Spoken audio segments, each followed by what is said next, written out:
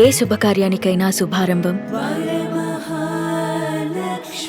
అమరావతిలో నీట మునిగినటువంటి ఫౌండేషన్ని బయటికి తీసుకొచ్చే ప్రయత్నాలు శరవేగంగా సాగుతున్నాయి. దీనికి సంబంధించి ఇప్పటికే ఐకానిక్ టవర్లు అలానే ఏపీ అసెంబ్లీ భవనానికి సంబంధించినటువంటి రాఫ్ట్ ఫౌండేషన్ దగ్గర నీళ్ల తోడివేత శరవేగంగా సాగుతుంది. 15 అడుగుల నుంచి 17 అడుగుల వరకు నీళ్ల తోడివేత పూర్తయినట్టుగా అధికారులు చెబుతారు. అయితే ఏపీ శాశ్వత హైకోర్టు భవనం పరిస్థితి ఏంటి, ఆ పునాదుల స్థితిగతులు ఎలా ఉన్నాయో ఒకసారి తెలుసుకునేటువంటి ప్రయత్నం చేద్దాం. ఆంధ్రప్రదేశ్లో ప్రస్తుతం నడుస్తున్నటువంటి హైకోర్టు బిల్డింగ్ అది డిస్ట్రిక్ట్ కోర్టు బిల్డింగ్గా గతంలో నిర్మాణం చేశారు. అయితే తక్షణం అమరావతి హైకోర్టుకి ఒక స్పేస్ కావాలి కాబట్టి దాన్ని ఆ హైకోర్టు అవసరాల కోసం వినియోగిస్తున్నారు. అయితే శాశ్వత హైకోర్టు నిర్మాణానికి సంబంధించినటువంటి నిర్మాణ ప్రణాళికను కూడా 2018-19 కాలంలోనే ఆంధ్రప్రదేశ్ ప్రభుత్వం, అప్పుడు ఆంధ్రప్రదేశ్ ప్రభుత్వం అంటే చంద్రబాబు నాయుడు నేతృత్వంలో ఉన్నటువంటి ప్రభుత్వం చేపట్టింది. దానికి సంబంధించినటువంటి ఫౌండేషన్ ఇదిగో ఇక్కడ ఈ నీళ్ల కింద ఉంది ఆ ఫౌండేషన్. ఎందుకంటే ఇక్కడ వేసినటువంటి ఫౌండేషన్ ఇక్కడ కనిపిస్తున్న సువ్వలు, ఇనుప సువ్వలు బయటికి కనిపిస్తున్నాయి ఉన్నాయి కదా, ఇవి కేవలం మనం ఇంకా చెప్పాలంటే క్లియర్గా ఈ సువ్వలు మాత్రమే కనిపిస్తున్నాయి. ప్రస్తుతం నీళ్ల తోడివేత కార్యక్రమం చేసినటువంటి నేపథ్యంలో దాదాపు 6 నుంచి 8 అడుగుల నీళ్ల తోడివేత కంప్లీట్ అయినట్టుగా అధికారులు చెప్తున్నారు. ఇంకా ఇక్కడ 15 అడుగులకు పైగా నీళ్ళు, ఒక 15 అడుగుల పైనే నీళ్ళ నిల్వ ఉన్నటువంటి పరిస్థితి ఉంది. ఎందుకంటే పెద్ద పెద్ద ట్రాక్టర్లను పెట్టడం ద్వారా ఈ నీళ్ల తోడివేత కార్యక్రమాన్ని అధికారులు నిర్వహిస్తున్నారు. దీనికి అటుపక్కన కనిపిస్తున్నటువంటి ఈ బిల్డింగే ప్రస్తుతం ఏపీ హైకోర్టు బిల్డింగ్గా ఉన్నటువంటి ప్రదేశం ఇది. దీనికి ఆనుకుని ఉన్నటువంటి ప్రదేశంలోనే శాశ్వత హైకోర్టు నిర్మాణం జరుగుతుంది. ఈ ఏరియా మొత్తాన్ని కూడా జస్టిస్ సిటీగా ఏపీ గవర్నమెంట్ అంటే ఏపీ సిఆర్డీఏ మాస్టర్ ప్లాన్లో డిజైన్ చేసినటువంటి జస్టిస్ సిటీ ఇదే. ఈ జస్టిస్ సిటీలో పూర్తిగా న్యాయ సంస్థలకు సంబంధించినటువంటి విభాగాలు, అలానే న్యాయాధికారులకు సంబంధించినటువంటి కార్యాలయాలు, వారి నివాస సముదాయాలు, AP high court building, Amaravati district court building, ఇవన్నీ కూడా ఇక్కడే ప్లాన్ చేశారు. సో అవన్నీ ప్లాన్ చేసినటువంటి నేపథ్యంలోనే ఆంధ్రప్రదేశ్ ప్రభుత్వం పెద్ద ఎత్తున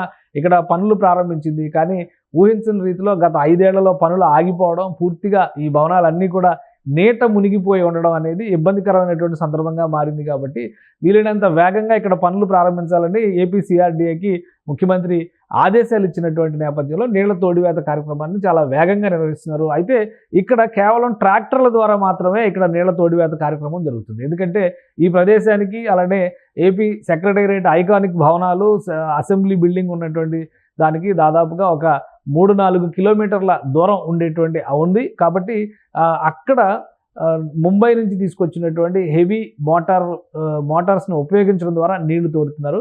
అక్కడ పని పూర్తి అవ్వగానే వాటిని ఇక్కడికి షిఫ్ట్ చేస్తారు. ఇక్కడ షిఫ్ట్ చేసి చుట్టూ 4 వైపుల నుంచి కూడా నీళ్ల తోడివేత కార్యక్రమాన్ని పెద్ద ఎత్తున చేపడతారు. అలానే ఈ తోడినటువంటి నీళ్లు అమరావతి ప్రాంతంలో పేరున్నటువంటి పాలవాగు అనేటువంటి వాగు కాలవల్లోకి కలుపుతున్నారు. ఈ నీళ్లు ఆ పాలవాగులోకి వెళ్ళిన తర్వాత అక్కడి నుంచి నేరుగా కృష్ణానదిలోకి వెళ్తాయి. సో కొండవీడు వాగుకి వెళ్ళేటువంటి కాలువల్ని, పాలవాగుకు సంబంధించినటువంటి కాలువల్ని ఈ నీళ్ల తోడివేతకి ఉపయోగిస్తున్నారు. మొత్తం మీద 8 అడుగుల వరకు, దాదాపు 8 అడుగుల వరకు ఇక్కడ నీళ్లు తోడివేత పూర్తయినట్టుగా చెప్తున్నారు. ఒకవేళ 8 అడుగులు నీళ్ల తోడివేత పూర్తయితే కనుక కనీసం 15 అడుగులు ఇంకా పెండింగ్లో ఉండేటువంటి అవకాశం ఉంది. కాబట్టి ఇంకొక 15 రోజులు ఈ నీళ్ల తోడివేతకి సమయం పట్టొచ్చని అధికారులు చెప్తున్నారు. ముందుగా ఐకానిక్ బిల్డింగ్లకు సంబంధించినటువంటి పనులు, అలానే అసెంబ్లీ బిల్డింగ్కి సంబంధించినటువంటి పనులు ప్రారంభిస్తారు. హైకోర్టు బిల్డింగ్ పనులు తర్వాత ప్రారంభమయ్యేటువంటి అవకాశం ఉంది. అయితే మొత్తం పనుల్ని దాదాపుగా ఒకేసారి ప్రారంభించాలనుకున్నారు.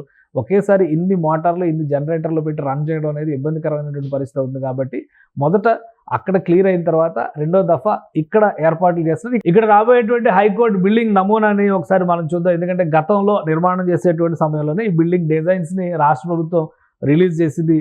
ఇది సెక్రటేరియట్ బిల్డింగ్, ఐకానిక్ టవర్స్ బిల్డింగ్కి సంబంధించినటువంటి స్పేసెస్ అయితే దీనికి దగ్గరలోనే, అంటే దాదాపు 3 నుంచి 4 కిలోమీటర్ల దూరంలోనే ఈ హైకోర్టు బిల్డింగ్ నమూనా ఇక్కడ చూపిస్తున్నట్టుగా, ఈ డిజైన్లో మాస్టర్ ప్లాన్లో చూపిస్తున్నట్టుగా ఇది బిల్డింగ్. దీనికి సంబంధించినటువంటి పునాదులే ఇప్పుడు నీళ్లలో ఉన్నాయి. మనం చూసినటువంటి దాదాపు 8 అడుగుల నీళ్ల తోడివేత కార్యక్రమం జరిగింది. ఇది ఏపీ హైకోర్టు కొత్త బిల్డింగ్. ఈ బిల్డింగ్ నిర్మాణానికి సంబంధించి ఒక మాస్టర్ ప్లాన్ని అప్పట్లోనే రూపొందించారు.